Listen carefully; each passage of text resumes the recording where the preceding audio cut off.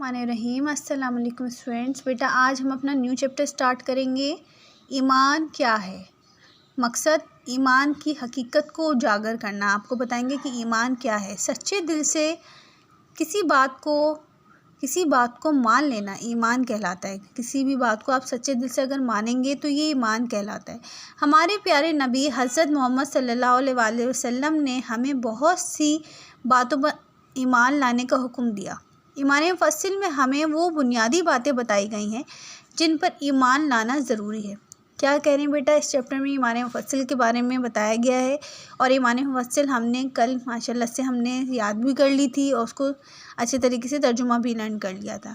ईमान मुफस्सिल में बेटा ईमान के बारे में बात की जा रही है कि सच्चे दिल से अल्लाह ताला के हुक्म को मान लेना ईमान कहलाता है। हुज़ूर अकरम सल्लल्लाहु अलैहि वसल्लम के जो बातें बताई हैं, जो हुक्म दिया है, उन पे यकीन रखना, उनको दिल से सच्चे दिल से मानना कि ये बिल्कुल सही बातें हैं, ये ईमान कहलाता है।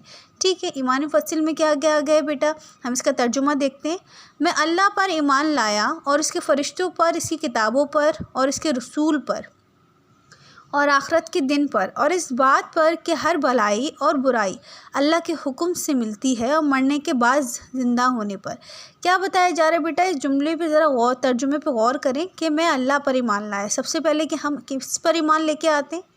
अल्लाह पर ईमान लेके आते हैं। फिर उसके बाद उसके फ़रिश्तों पर ईमान लाते हैं, उसकी किताबों पर ईमान लेके आते हैं और उसके रसूलों पर। यहाँ तक ये बात क्लियर हुई कि हम इस तर्जुमे से पता चल रहा है कि ईमान क्या है। तो ईमान क्या है का मतलब ये है कि हमें ईमान लेके आना है अल्लाह पर, उसके फ़रिश्तों पर, उसकी किताबों पर और उसके रसूलों पर, आखिरत के दिन पर। इन सारी चीज़ों पे हमें ईमान लाना है और इस बात पर कि हर भलाई और बुराई अल्लाह के हुक्म से मिलती है।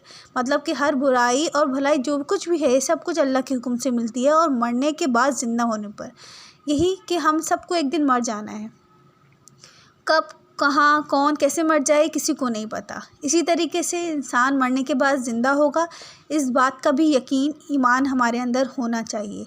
ये होता है बेटा ईमान कि अपने अल्लाह पे ईमान रखना, उसके फ़रिश्तों पर ईमान रखना, उसकी किताबों पर ईमान रखना, उसके रसूलों पर ईमान रखना और आखिरत के दिन पर ईमान रखना और इस बात पर ईमान रखना कि जो कुछ भी है, बुराई हो भलाई हो, सब अल्लाह के हुक्म से होती है। और यही कि किसी वक्त भी किसी को भी मौत आ जाएगी, ज़िंदगी अल्लाह ताला की अमानत है और फिर मरने के बाद हम ज़िंदा हो जाएंगे। ठीक है, क़यामत के दिन हम सब ज़िंदा हो जाएंगे। तो बेटा ये है हमारा ईमान, इसको कहते हैं ईमान। सच्चे दिल से किसी भी बात को मान लेना, अल्लाह ताला के हुक्म को मान लेना, उसके रसूल के हुक्म को मानना, ये कहलाता है ईमान। ठीक है बेटा, यहाँ तक आपको समझ में आया होगा। जज़ाकल्लाह।